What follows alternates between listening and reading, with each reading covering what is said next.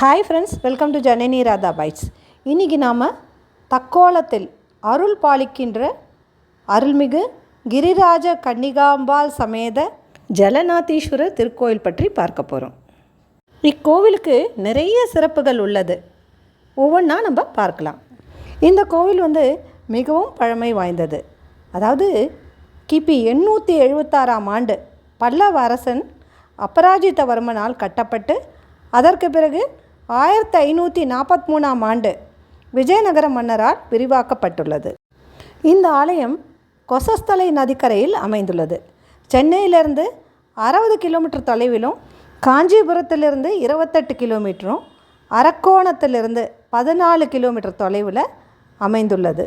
நாங்கள் காலையில் 7 மணி அளவில் திருமால்பூர் மணிகண்டீஸ்வரர் கோவில் தரிசனம் பண்ணிவிட்டு இந்த கோவிலுக்கு கிளம்பினோம். வழிநடுக அவ்வளவு ரம்யமான செழிப்பான பயிர்களை காண முடிஞ்சுது.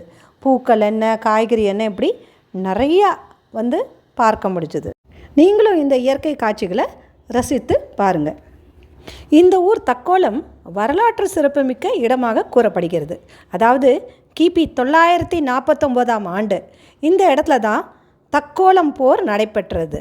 ராஷ்டிரகூட வம்சத்திற்கும் சோழ வம்சத்திற்கும் நடந்த பெரிய போர் இது.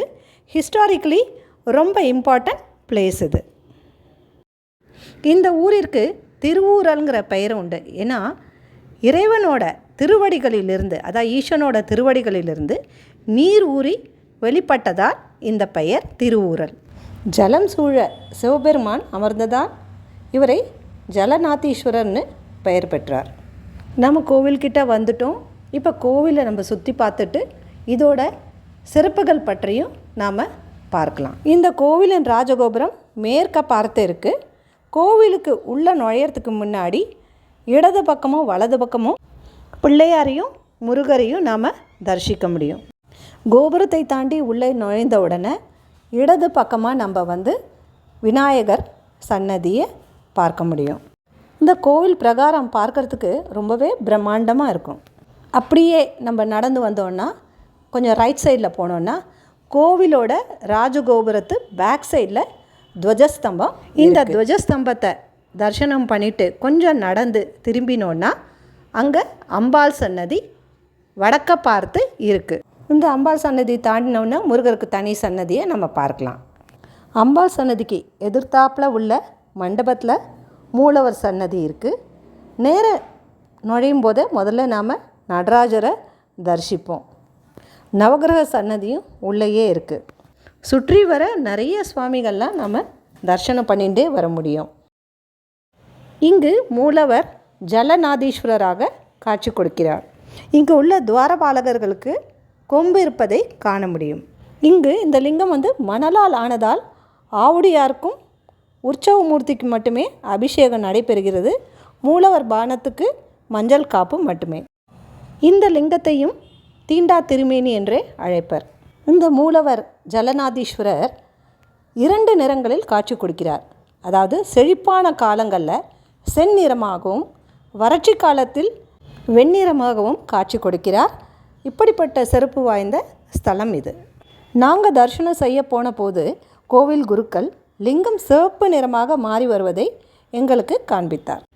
ஜலநாதீஸ்வரரை தரிசனம் பண்ணி முடித்த உடனே நம்ம ஒரு லிங்கத்தை பார்க்க முடியும். அதாவது உதித்த முனிவர் பூஜித்த லிங்கத்தை பார்க்க முடியும். இதுக்கு ஒரு பெரிய புராண கதை இருக்குது. அதை நாம் பார்க்கலாம் அப்புறமா. அடுத்ததாக பார்க்க போகிறது தட்சிணாமூர்த்தி சன்னதி. இவர் அபூர்வ திருக்கோலத்தில் காட்சி கொடுக்கிறார். குரு பரிகார ஸ்தலத்தில் இது 3வது ஸ்தலமாக குறிப்பிடப்படுகிறது. அதாவது முதல் ஆலங்குடி, 2வது மாயவரத்தில் மேதா தட்சிணாமூர்த்தி, 3வது இந்த ஸ்தலம். இவர் எங்கும் காண முடியாத உத்கட்டி ஆசனத்தில் காட்சி கொடுக்கிறார். அதாவது வலது காலை தொங்க விட்டுண்டு இடது காலை குறுக்கே இட்டது போல, அமர்ந்த நிலையில் இருப்பது போல, தலையை கொஞ்சம் சாச்சுண்டு பக்தர்களின் குறைகளை கேட்பது போல் காட்சி தருகிறார். இப்போ நாம் இந்த கோவில் குருக்கள் இந்த ஆலயத்தோட சிறப்புகள்லாம் பற்றி சொல்கிறத நாம் கேட்கலாம். சுவாமி இங்கே சுயம்பு தீண்டா திருமேனி தொண்டை மண்டல 32 சிவஸ்தலங்களை தேவாரம்பாடி திருத்தலத்தில் 12வது ஸ்தலம். ஞானசம்பந்தனால் பாடல் பெற்ற திருத்தலம்.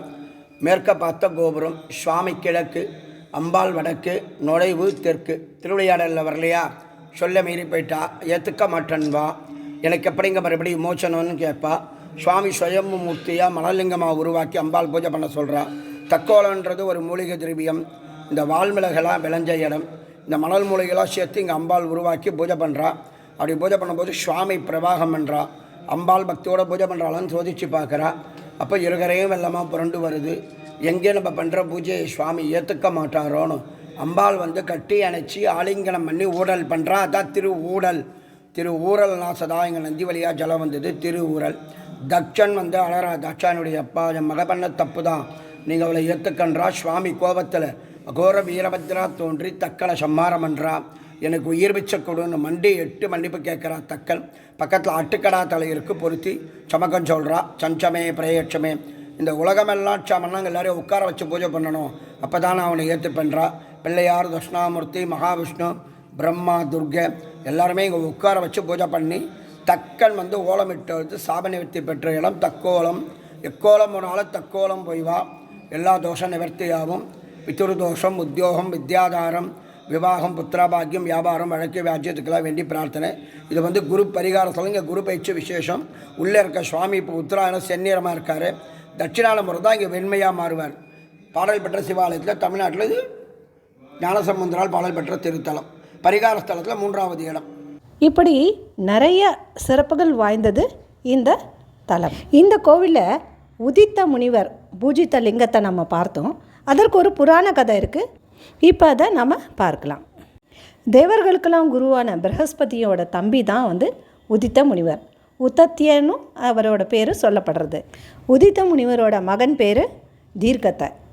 அவர் யாகம் நடத்தும் சமயத்தில் ஆசிரமத்திற்கு அருகே காமதேனு பசுவை கண்டார்.